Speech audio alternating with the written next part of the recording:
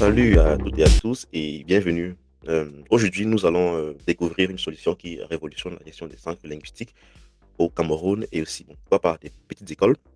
Nous avons conçu une application intuitive et performante pour répondre aux défis du centre linguistique Geek Institute. Alors, mais pourquoi avons-nous développé cette application? Quels problèmes rencontrons-nous au centre et comment nos solutions répondent-elles? Premièrement, on avait un problème de réservation de salle. La réservation de salle était chaotique. Donc, ici, nous avons un aperçu des salles disponibles. Et là, on peut vérifier la disponibilité de n'importe quelle salle en un clic, par exemple, et voir, OK, voici la salle A10 et voici le calendrier de salle A10. Donc, on peut voir très bien qu'elle est en majorité disponible. Et là, on peut effectuer une réservation en cliquant juste ici comme ça. Et là, directement, la réservation sera pour la salle A10. On peut mettre que l'heure de début a été mis automatiquement puisqu'on a réservé par le calendrier. Combien de participants on est et quel est le sujet, quoi. Donc, on peut enregistrer. Maintenant, ayant tout est validé, quoi. Donc, c'est que les champs soient bien remplis, on ne peut pas enregistrer, quoi. Lorsqu'on remplit bien, on peut sans problème enregistrer. Donc là, je vais aussi enregistrer pour montrer comment ça marche. Là, c'est une démonstration. Donc, vous voyez là, ça a été enregistré avec succès. Et naturellement, celui qui réserve reçoit une notification par email. Donc, retournons au niveau de l'aperçu des salles. Donc, ce qu'on avait aussi comme problème, c'est, voilà, on ne peut pas bien voir quelle salle est occupée ou fermée. Bon, c'était pas visible rapidement, quoi. On ne peut pas voir en un clic quelle salle est visible, quoi. Quelle salle est peut-être occupée et quelle salle n'est pas occupée. Donc, si par exemple, on va peut-être sur lundi, disons peut-être lundi, à peut-être disons peut-être 10h, 11h comme ça, on voit que la salle C11 est occupée actuellement et est disponible jusqu'à 12h. Donc, ça veut dire que l'étudiant qui veut réserver à 11 lundi à 11h, à peu près, ça, il fait office que la salle-ci est occupée. Donc, si par exemple un étudiant veut aussi par exemple réserver les salles à partir de 22h, ce qui est impossible, puisqu'à 22h tout est fermé, et là il voit qu'il bien dans le système que tout est fermé, donc il ne s'attend pas à vérifier les disponibilités parce qu'il sait d'office que voilà, c'est fermé, ça ouvre le lendemain matin, 7h. Donc, on avait aussi un problème de planification des cours qui était compliqué. Alors, ici, par exemple, on a un aperçu de tous les cours disponibles. Même les cours qui sont passés, il n'y a pas de problème parce que c'est toujours bien d'avoir des données quoi, dans le système, des cours actuels, des cours passés, quand est-ce que le cours commence, quand est-ce que le cours finit. Donc, en un clic, on peut très bien voir quand est-ce que le cours commence, quand est-ce que le cours finit. Et ce qui est aussi intéressant, c'est qu'on peut avoir un rapport de cours. Donc, si par exemple, vous vouliez télécharger le rapport de cours, et PDF fait l'appel pour voir qui est absent, qui est présent, en un seul clic, vous venez sur rapport ici, le PDF va être généré, et vous pouvez l'imprimer et faire l'appel voir qui est responsable de ce cours, quand est-ce que ça commence et quelle salle, elle est dans quelle salle de consort, en un seul clic, par exemple. Donc, et on peut aussi créer un cours, par exemple. Maintenant, pour créer un cours, il faut que ce soit peut-être la secrétaire ou bien le directeur qui le crée pour un professeur, par exemple, en mettant le nom du cours, une description, le professeur, par exemple, qui va faire ce cours sera dans quelle salle, date de début, date de fin, heure de début quotidien, heure de fin quotidienne. Et bien évidemment, les étudiants qui seront dans ce cours, quoi. Avec ça, par exemple, on peut très bien voir, on gère vraiment facilement des cours dans le centre linguistique qui Institute. Donc, on avait aussi un problème de rappel et notification qui était souvent oublié. Donc, au niveau d'ici, on a par exemple nos rappels et notifications maintenant. Ça veut dire quoi? On peut ajouter un rappel et là, par exemple, la question à poser est comment s'assurer que tout le monde reçoit les bonnes informations au bon moment, par exemple. Donc, avec ce système de rappel personnalisé, il permet d'envoyer des notifications aux anciens étudiants et personnels via email principalement et plus tard via WhatsApp et SMS. On peut facilement créer un rappel et dire, par exemple, OK, euh, disons par exemple, prévoir par exemple la fourniture, on peut dire d'ici, et prévoir la commande de fourniture du bureau, par exemple. Je peux dire, OK, je dois faire ça par exemple, disons, il doit peut-être mercredi. Là, si je ne mets pas de date ciblée, je peux peut-être ajouter avec moi le directeur que non, c'est que je veux que le directeur aussi soit conscient de ça, quoi. Par exemple, aussi que le directeur soit conscient de ça, j'enregistre. Et là, on va dire, OK, pour le directeur, voici le message. Donc là, pour moi, voici ma notification qu'il va recevoir. Et lui, il va recevoir uniquement le message. Il va recevoir ça comme si c'est moi qui lui avais demandé de le faire avec moi, quoi. Donc, puisque j'ai créé pour lui, j'ai créé ça pour lui. Et voilà, je vais voir ça avec lui. Et maintenant, si je veux créer pour moi seul, je peux juste mettre, par exemple, peut-être, si je dis peut-être organiser la réunion pédagogique. Là, je peux dire, comme chez nous, chaque fin de mois, on a une réunion obligatoire. Je peux dire que le 28, il y a une réunion pédagogique. Là, j'enregistre. Et là, vous voyez très bien que c'est enregistré pour moi. Et le 28 février 2025, j'aurai un rappel par email avant à 6h00 pour encore me rappeler. Et même avant la réunion, j'en rappelle déjà pour que je me prépare déjà à ce rappel, quoi. Donc, tout est géré, quoi. Maintenant, on avait aussi dans notre site le respect du règlement intérieur qui était difficile à suivre. Donc, maintenant, ici, lorsque le règlement est actualisé, les élèves sont notifiés, le personnel est notifié et l'étudiant peut cliquer ici, il a son règlement intérieur en PDF, il met dans son téléphone, il peut lire sans problème. Donc, parce que ça doit vraiment être respecté pour les sujets plus personnels. Donc là, je ne vais pas ouvrir parce que le règlement intérieur, voilà, il est privé, quoi. OK. Donc, ce qui est aussi possible, c'est vraiment, après une réservation de salle, c'est aussi important d'avoir le retour des étudiants, des professeurs, ou même quelles sont les améliorations, en fait, que les étudiants ont à laisser, quoi. Donc, ça veut dire, on a aussi un module suggestion. Ici, par exemple, tout le monde peut laisser une suggestion dans le centre. Par exemple, il manque, on a pas assez de place pour réviser après les cours. Par exemple, au secrétariat, il manque une imprimante. Par exemple, lorsqu'on a des situations, par exemple, qui viennent constamment, quoi, et tout. Donc, rapidement, en un clic, le secrétariat ou bien l'étudiant ou le professeur peut cliquer ici. Et là, si par exemple, c'est la secrétaire qui a déposé le feedback, là, elle laisse son nom soit automatiquement choisi. Et là, c'est pour quelle salle? Sinon, il n'y a pas de salle, on peut le vide parce que le feedback peut être général. On met la note, on met la priorité. Alors, la priorité elle est très haute ou bien elle est moyenne. On met la note, peut-être comme feedback, on peut mettre quoi? On peut simplement dire, voilà, là, je vais mettre un vide là, par exemple. Résolu, pas encore, bien sûr. Là, puisque actuellement, si je suis connecté en tant qu'administrateur, quoi, donc c'est pourquoi je peux voir le champ résolu et date de résolution, quoi. Mais si par exemple, je suis en tant que secrétaire ou en tant que professeur, euh, ce champ ne pourra pas être visible parce que c'est uniquement l'administrateur qui a le droit de marquer un problème comme résolu. Voilà. Donc là, s'il y a un risque, vous voyez très bien que là, on a ça qui a été créé, la salle n'a pas été mise, vous voyez, on a la priorité très haute. La date de création, c'est très important de savoir quelle heure précisément on a créé cette suggestion et la date de résolution plus tard, lorsque, par exemple, on va résoudre le problème.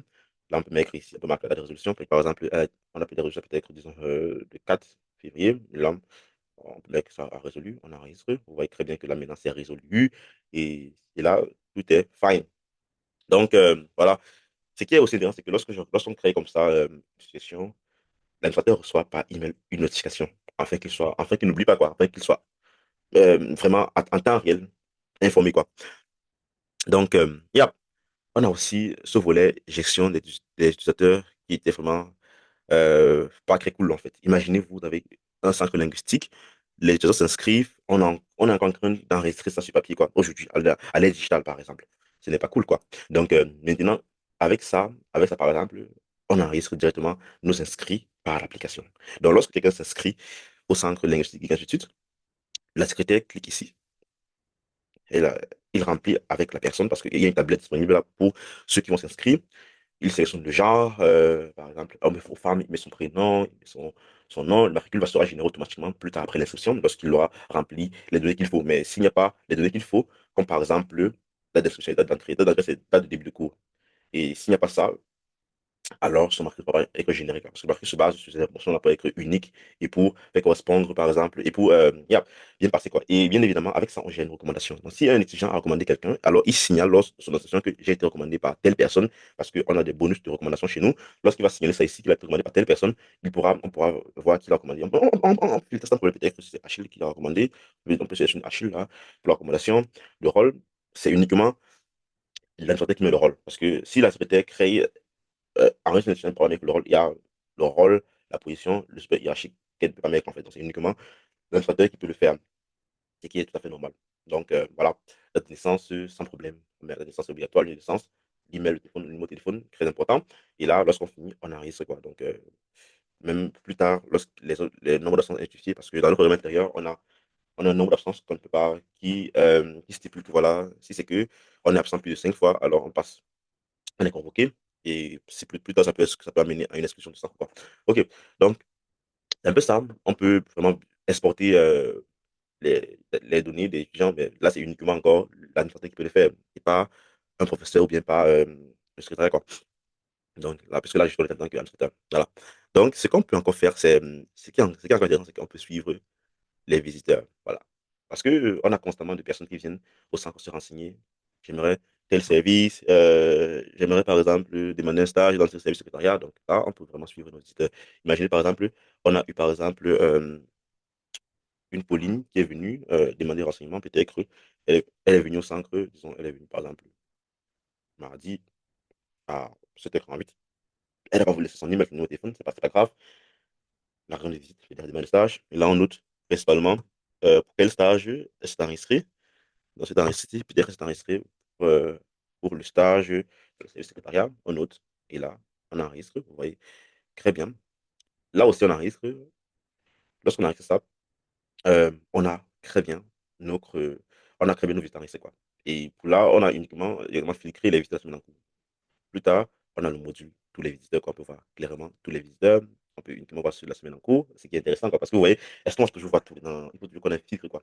Qu'on ait un filtre pour voir uniquement les visiteurs de la semaine en cours, les visiteurs de telle période des consorts et tout. Donc, c'était très intéressant qu'on ait aussi ça chez nous, quoi. Donc, avec ça, vraiment, on a vraiment un module de suivi des visiteurs qui peut enregistrer les passages et structurer l'accueil. Donc, on sait vraiment quelle heure, c'est vraiment de quelle à quelle heure on a plus de visiteurs, parce qu'on a après ça, vraiment, un dashboard statistique qui nous trace tous les stats de l'application. Vraiment, je dis bien tout. S'il y a des choses qui manquent, pardon, signalez-moi. On va, on va ajouter. Donc, vraiment, tous les stats de l'application comme ça. Et plus tard, même s'il y a des modules qui manquent, commentez là, euh, on va ajouter quoi. Donc, le point crucial aussi, c'est la gestion des finances. Alors, la gestion financière était manuelle et compliquée. Je dis bien, vous voyez, imaginez pour Cameroun, gérer des finances sur papier, avec des manuels et consorts, avec même Excel, parce que c'est vrai, Excel, c'est une solution, mais ce n'est pas très optimal, je vais dire, quoi. C'est toujours mieux d'avoir des traces en direct, en live, quoi, comme on dit souvent là. Donc, il me pose une problème, comment suivre efficacement les entrées sorties d'argent du centre. L'argent, c'est quelque chose, hein.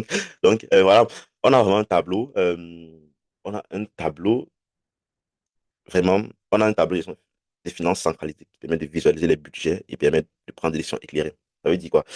Plus tard, je vais vous montrer le dashboard où on va ensemble voir exactement ouais, voilà, les entrées de tel mois, telle période de sortie. Et c'est ça, quoi. Quel est, par exemple, l'étudiant qui a le plus versé dans son centre et tout ça. Quel est, par exemple, quel service par plus de dépenses et tout, quoi. Donc, c'est très facile d'ajouter, par exemple, une entrée. Donc, si par exemple, on va ajouter une entrée, on glisse sur plus, là. Et puis, on prend la catégorie. Ça, c'est peut-être le groupe allemand. Quelle date? On a peut-être payé quand? Le 2. On a payé combien? Ils ont peut-être, on a payé 125 000. Donc, on a peut-être payé 125 000. Moi, j'ai fait 125 000. On sait pas, voilà. On a payé par quoi? Si on manquait, on paye par une espèce. Par exemple, il a avancé, il restait peut-être 5 000. Il a dit qu'il devait payer. Bon, il a eu un accord avec le secrétaire qui a fini ça le 28. Il a mis une autre. Il restait par exemple 5 000 francs. Voilà. Là, pour voir plus tard sur ça, quoi. Et qui a payé principalement? Est-ce qu'il est enregistré? Si oui, alors on essaye de mettre, si c'est l'étudiant brillant qui a payé, on met, c'est lui qui a payé, le responsable, c'est l'étudiant brillant qui a payé. On enregistre. Vous voyez, très bien là. Euh, qui a créé? C'est moi qui ai créé ça. Donc, vous voyez, on peut écraser quoi? Qui crée les catégories, le montant, la note, le responsable, date de prochain paiement. Et ce qui veut, c'est que le jour du prochain paiement, il sera notifié. Donc, on peut aussi plutôt envoyer un rappel. Comme on peut aussi laisser le système automatiquement envoyer un rappel. Bon, le système envoie une d'abord à l'administrateur de rappel. Maintenant, l'administrateur se charge maintenant bon, puisque vous voyez, comment informer l'étudiant qui doit terminer le paiement, quoi. Ou bien, si on veut, on appuie ici pour envoyer un rappel à l'étudiant brillant. Donc, il va recevoir un rappel par email là, et plus tard par SMS et par WhatsApp, quoi. Donc, vous dites que, OK, il doit payer toi. Imaginez par exemple que on voulait aussi ajouter une catégorie qui n'était pas là, on clique sur catégorie et là, en un clic, on ajoute une catégorie. Donc, on peut aussi importer des catégories. Donc, si par exemple, on veut, on veut par exemple importer, c'est possible aussi de finir son multiple en important un fichier des hommes, en fait. C'est très intéressant. Et pareil pour les dépenses, donc ça. Les dépenses fonctionnent aussi pareillement, quoi. Donc, ce qui est aussi intéressant, voilà, c'est vrai, on a aussi des formulaires de renseignement pour les visiteurs, donc en externe, quoi. Donc, on dit que la secrétaire n'a pas besoin de se connecter pour pouvoir ouvrir le formulaire. On peut aussi l'ouvrir en externe. Il y a un lien aussi pour ça qui mène ce formulaire directement, quoi. On a aussi un formulaire d'instruction pour dire, OK, vous voyez ici, par exemple, c'est plus détaillé et plus structuré. On n'a pas les champs de rôle et comme ça, parce que là, c'est un formulaire d'instruction en externe, quoi. Donc, si quelqu'un vient et on peut me l'envoyer ça seul, il le fait, quoi. Donc, on n'a pas besoin de mettre d'autres champs, bien que les consorts ou écrire. Là, c'est déjà des champs personnalisés qui vont aussi mener à l'inscription d'étudiants chez nous. Donc, il sur inscrit, il doit remplir ces champs-ci, par exemple. Voilà. Tant qu'il n'a pas rempli ces champs-ci, il doit s'accepter la politique de confidentialité de l'institut pour avancer. Donc, la partie la plus intéressante vient à la fin, c'est la partie dashboard. Voilà. Alors, vous voyez ici, on a vraiment un dashboard personnalisé, du tout vraiment des stats, des cours, des salles, feedback, visiteurs, utilisateurs, finances encore. Donc, vous voyez là, on peut voir le nombre de clients, on peut filtrer. Ce mois-ci, il a appliqué le filtre. Vous voyez, pour ce mois-ci, on n'a pas eu on a eu personne. On a eu personne. On a vraiment eu personne. Vous voyez, on peut, sur le filtre, tout par exemple, vous voyez que pour tout, on a encore voilà, du 31 décembre au 2 février. Voilà ce qu'on a, par exemple. Donc, pour aussi avoir un rapport de dépenses concret pour voir, par exemple, peut-être filtrer pour dire l'année dernière, pour voir est-ce que le diagramme va, est-ce que voilà, ouais, le diagramme non. Très bien, pour l'année dernière, on peut très bien voir le vert, c'est pour les engrais, là, c'est pour les dépenses. Ok, on a fait une dépense ici, en mars, de 500 000 francs, et pourtant, en mars, on n'a pas eu assez de revenus. En a semaine, 50 000 euros, vous voyez, la courbe des dépenses se dépasse. Ici, par exemple, on peut très bien voir, on a eu quand même 75 000, on a dépensé 65 000 francs. Vous voyez très bien qu'on dépense plus qu'on en gagne. Et là, il faut se poser des questions. Et voilà, on peut aussi, au niveau des coûts, on peut voir le coût le plus étudiant. Et voilà. Même au niveau des salles, on peut voir par exemple la salle, c'est pour la salle la plus utilisée pour voir vraiment pourquoi la salle c'est la plus utilisée. Pourquoi, qu'est-ce qu'il y a là-bas? Pourquoi elle est la plus utilisée pour les réservations, quoi. La salle la plus réservée, les étudiants ayant le plus de réservations. Donc c'est aussi intéressant de voir vraiment qui utilise plus l'application, quoi. Même la salle la plus étoiles, positif, par exemple, l'utilisateur qui fait plus de suggestions. On peut voir tout ça ici. Au niveau des visiteurs, on peut voir le nombre de visiteurs par année, en 2023, avec combien de visiteurs, 2022, etc. Entre janvier, février, janvier 20, on a peut-être quel nombre de visiteurs, quelle est la raison principale de visite, donc pourquoi est-ce qu'ils viennent visiter nos centres, écoute d'allemand, ou bien rencontre culturelle, atelier de coach, ou bien par exemple le cours d'anglais. On a aussi par mois, nos visiteurs par mois, par exemple, on peut avoir la frange horaire, donc peut-être lequel à quelle heure il y a plus de visiteurs. Par exemple, 8 à 10 heures, on a passé, 10 à 12 heures, et on voit très bien que c'est de 16 à 18 heures qu'on a plus de visiteurs, quoi, par exemple. Donc, c'est qu'on a aussi intéressant, c'est qu'au niveau des jeunes, on a beaucoup, beaucoup, beaucoup de diagrammes. C'est intéressant de voir. On a, par exemple, les 10 les plus jeunes, du centre, les subordonnés, on a ceux qui ont plus d'absence, ceux qui ont plus d'absence injustifiée, ceux qui ont fait plus de recommandations, ceux qui ont la tranche d'âge, par exemple, voilà, peut-être 25 ans, etc. Les inscrits d'une période X et une période Y, les inscriptions annuelles, la catégorie d'inscription, par exemple, on a combien de formateurs, on a combien d'étudiants, et ça, quoi. Même au niveau des rôles par poste, on a combien d'étudiants, on a combien de stagiaires, on a combien de CEO, même au niveau des rôles, par exemple, on a combien d'étudiants, on a combien de super administrateurs, on a combien d'administrateurs, on a combien d'employés. Et pareil, même au niveau des services, quoi. Au niveau du HR, on a combien de personnes, marketing, IT, finance, commercial et tout, et même le nombre de personnes qui sont en vacances, quoi.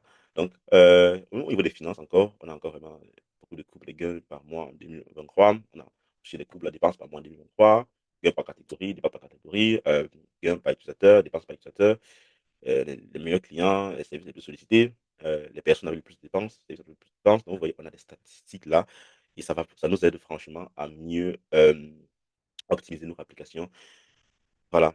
Et plus tard, on va intégrer un chat pour les réservations. Donc, on avait dit, ce sera facile maintenant de faire les réservations. Un chatbot on va très utile, très friendly, très aimable. Il va simplement nous poser des questions et puis en un seul clic, la réservation sera effectuée. Et avec aussi l'IA, on pourra avoir un bon bilan des finances, quoi. Et puis avoir même encore chaque fin de semaine des suggestions, comment déjà améliorer avec les ressources qu'on a déjà. Donc, on aura une interface qui va se baser sur nos entrées, sur nos sorties qui va nous qui va, nous proposer rapidement des améliorations à travers les données qu'il dispose, quoi. Donc ce volet arrive bientôt.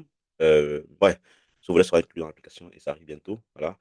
Et qu'est-ce qu'on peut encore? Voilà, donc laissez un commentaire si vous êtes aussi, si vous vouliez tester l'application, signalez-moi, par message ou bien si vous êtes propriétaire d'un centre de langue, et vous vouliez aussi que dans votre centre linguistique, l'application est utilisée, sans souci, vous aussi nous contacter en inbox.